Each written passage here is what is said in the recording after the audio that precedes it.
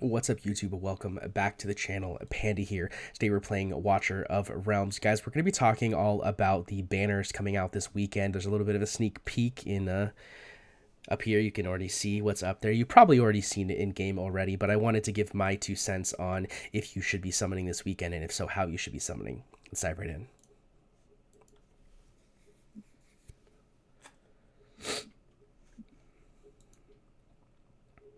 And welcome back, guys. So we have 3 different banners, well, technically 4, but 3 different banners that are happening this weekend. Our first one is the Anora summon that's actually live right now for the next 5 days.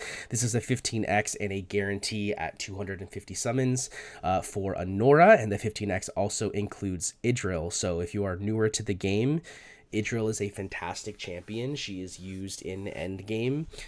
She's basically almost a mandatory champion to get Gear Raid 3 stages like 19, 20, and 21 done. And she's also very good in all the other Gear Raid 3 dungeons as well. She's also really good in a lot of other places, so definitely not a bad champion to be putting on this banner, especially since the first year anniversary typically is when a lot of players will come back or start playing the game, because a lot of games like Gacha specifically don't have a very long shelf life. They typically die out in the first 3, 6, 9 months. Most of them don't make it to a year. So the fact that the game has made it to a year means the game must be good, and a lot of people will be, who are not normally willing to try it out, will be willing to try it out at that point. So if you are newer to the game, welcome to Watcher of Realms. This is definitely not a bad banner to pull on, because Idril is a fantastic champion, and getting multiple copies of her is definitely good. One thing that is important is you can pity manipulate this banner. So I will have a video coming out that's going to include my summons on the Anora banner that will also explain a little bit about pity manipulation. So don't pull until you watch that video. You can also check out all of the other videos that have been done on both this channel and other channels. I know Fastidious goes into how to pity manipulate pretty regularly. Every time we've had one of these banners, I think for Lust, for the rerun of Reeve, I think he did it for Gwendolyn as well. Like almost all of the exclusive champions that have been 250 guaranteed, he has specifically done a video talking about pity manipulation. He also does many different streams where he does pity manipulation on other people's accounts. So definitely you can go check him out. You can also check out one of the videos I did recently for the Dahlia banner, where you're able to see me do pity manipulation, and the one that's going to be coming out probably shortly after this video that will include the Anora pulls. But we also have 2 other banners. The one that you're going to be using for your pity manipulation is going to be the Frostborn Invocation of Spirits, specifically because this is the blue summons. The Divine Summons is the same banner, except it uses gold summons instead of the blue summons. Now, the important thing about this is a 2x by 15x. So what that means is you have a double chance to get the legendary, and you have a 15x of getting one of these 3 legendaries. So basically what that means is you're going to have a good chance of getting a Boreas, a Lucius, or an Ares. Now, Boreas, we all know the great nerf of Boreas happened. He's still a good champion. He's still going to do wonders for you if you're early mid-game. He's still great in Gear Raid 1. He's still decent in GVG. Not bad in AoE Arena. He still has a place. He's just no longer the solo powerhouse he was before. Then we have Ares. Ares is he's a nightmare fighter. He's okay. He's not super crazy. He's kind of like a Torador, but in fighter form, not as tanky, but he does apply defense reduction and physical vulnerability, which is nice. He also has they take double damage from him if they have physical vulnerability,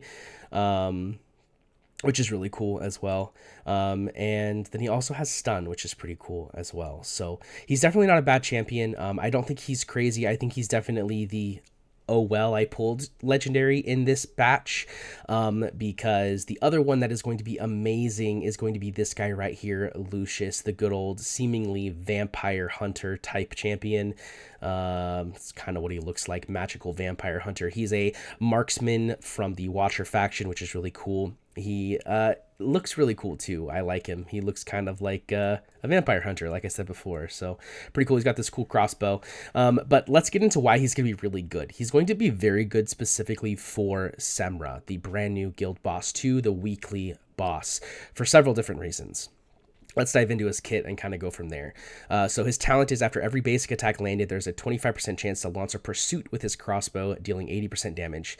Every 2 pursuits triggered inflicts the hero with 1 stack of damnation. When damnation reaches 5 stacks, the hero triggers Demonic Embrace and clears his rage. Demonic Embrace gives him a 200% damage buff and a 30% attack interval reduction. Each basic attack also is guaranteed to trigger a pursuit. During the effect, you cannot activate the ultimate, restore rage, or be inflicted with damnation. So it's just basically, it's kind of like a mini ultimate, right? It's a secondary type ultimate where he just gets a huge damage boost. Really cool. Then we have his basic, just deals basic damage. It does prioritize airborne units, which is important for things such as GVG, just so you guys keep that in mind. Then we have the passive here. During the effects of Demonic Embrace, which is the passive, remember that, every attack ignores 20% defense. During the ultimate, increase single target damage by 20%. This is one of the reasons why he is really, really good in Semra. Semra has a very, very high defense. It's why Silas does so well. Lucius is going to do pretty good damage here because he will ignore defense during his Demonic Embrace. The biggest thing that sucks about this is that it's not very, you can't choose when to activate it, right? Because it's based on his pursuits, right? It's a chance to pursuit. There's no guarantee it's going to happen. So it is a little RNG dependent, but it's going to be really good for him. Then we have a second passive. When attacking elites or bosses, the trigger chance of pursuits increases by 10%, and basic attacks restore 8 rage. This does go up to 20%, so it's going to put him at a 45% chance to pursuit. So it's pretty good, right? It's pretty good chance that you're going to get it pretty regularly, and you're going to get a lot of rage, which means you're going to be able to activate his ultimate more.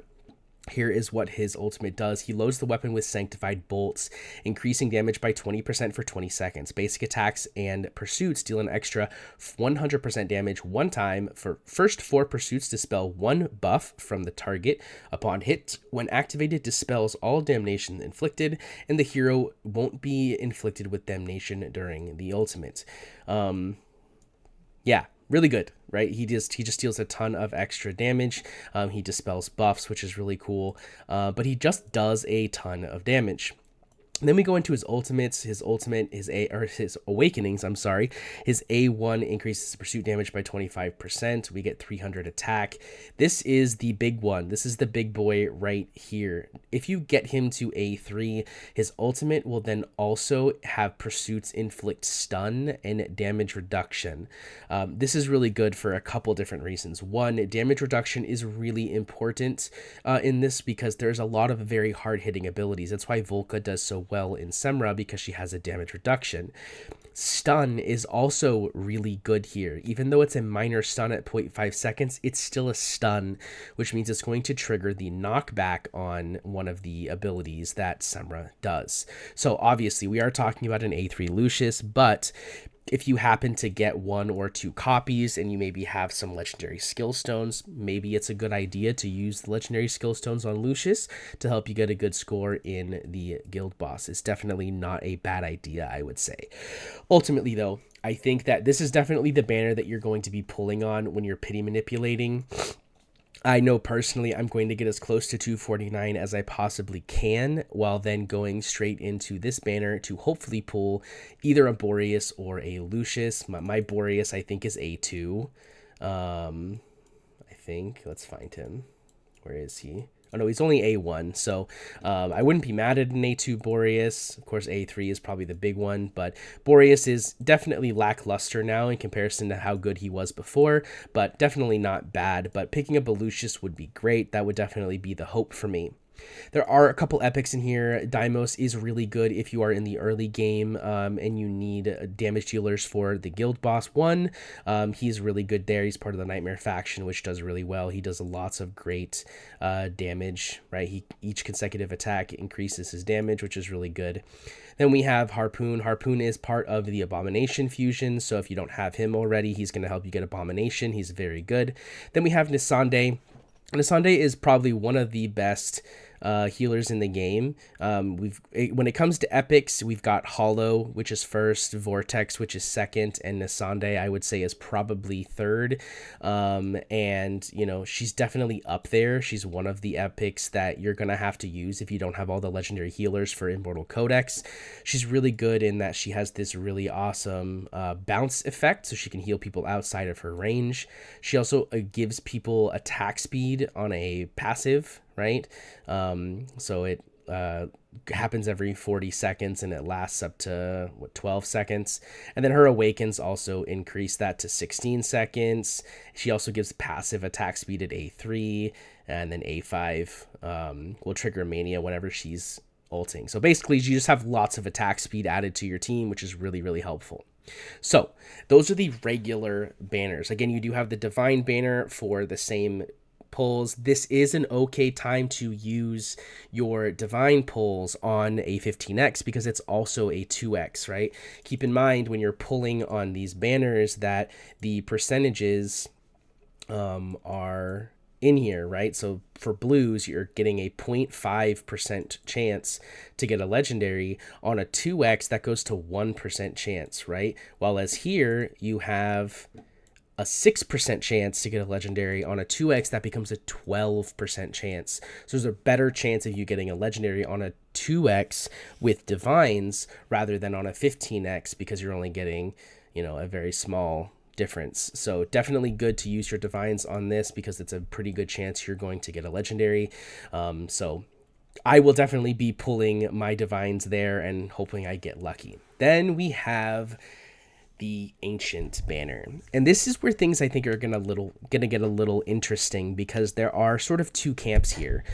Camp one is Ymeric is really cool. I think he's awesome looking. He is another unnamed, which means he has this ancient blood passive. He also has the bond skill with Honora, which I think is really cool too, right? And he's just, this is someone that you're going to want to get, right? Here's the problem. We also have Valderon, who is great, right? He's a great leader. He's a great champion in general. Problem is there's a pretty good chance that we're going to be getting a ancient banner soon with Praetus. And Praetus is probably, I would say, is the best champion in the game. And so I think that there's a pretty good chance that it's going to make more sense, unless you have Praetus already, to save your ancient summons for Praetus. I wouldn't be mad if you know, I wouldn't say you're crazy if you went and pulled on the Ymeric and Valderon banner, because I do think that both of these champions are really good. You know, Valderon is a fantastic leader. He does do really crazy things in PvP. And Ymeric does seem to be relatively okay. He's definitely not crazy. I'm going to go over Ymeric's kit in another video when we talk more about Honora as well, so don't worry about that. But overall, I would say that the Ancient Summon is probably going to be a skip for me, but we'll have to see. I'm going to look at some of the other content creators' takes on this. Definitely go check out all of those as well. I know Fastidious is going to be putting out a Should You Summon video if he hasn't already. But yeah, so that's the weekend's banners. There's a lot to think about. There's a lot to sort of make your mind up about. But one thing I will say for sure is if you have the ability to go in on Honora, I think we're going to see content coming up soon that Honora is going to shine in. And also try to get yourself a Lucius, because Lucius is phenomenal for the guild boss too. Ares is not a bad fighter, and Boreas is still one of the better mages in the game. Hopefully you guys enjoyed it, guys. Make sure to hit that sub button. Don't forget to check the link below for the Rising content creators links. They'll be in the first pinned comment, so definitely check those out. Hope you guys enjoyed it, and I'll see you in the next one. Peace.